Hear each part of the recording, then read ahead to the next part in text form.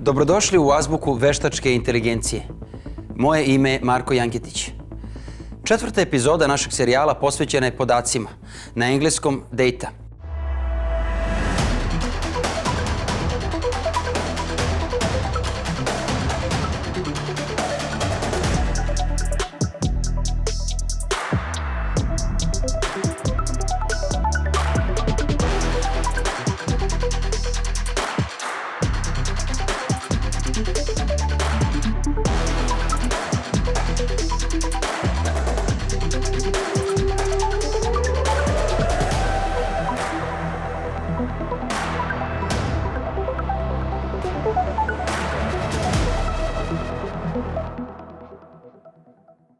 U prethodnoj epizodi u kojoj smo govorili o mašinskom učenju, vidjeli smo da su upravo podaci ključni za razvoj veštačke inteligencije.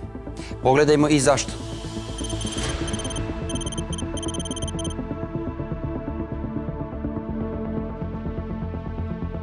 Tradicionalni alati razvoja veštačke inteligencije sa kojima ste se sigurno susreli igrajući šah ili karte protiv Pentiuma pre sada već 20 godina, bili su napredna tehnologija, ali su vremenom pokazali ograničenja. Koliko god da je veliki broj kombinacija u igri bio, podaci o tim kombinacijama su ipak ograničeni na pravila igre.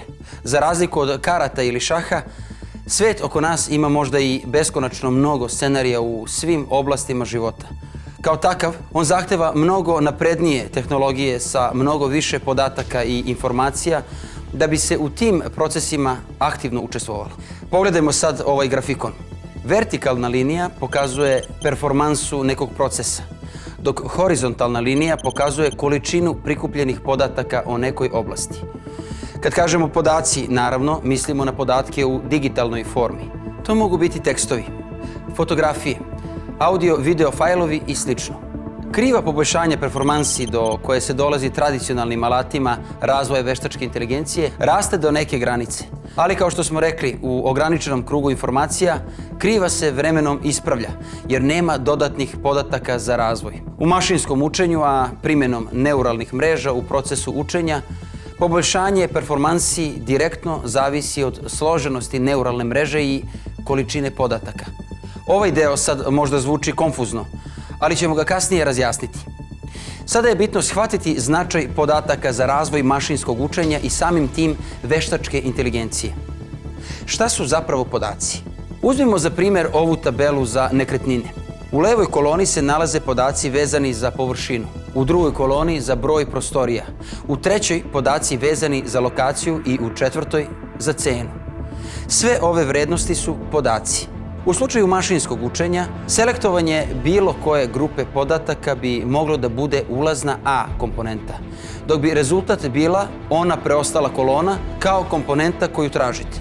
Do podataka se dolazi ili tako što se ručno unose ili tako što se prati ponašanje korisnika. Tako, ukoliko ste, na primjer, trgovac nekretninama, vaš klijent, kupac nekretnine, bi u okviru vaše aplikacije mogao da sazna šta sve može da priušti sa novcem sa kojim raspolaže bez vašeg angažmana.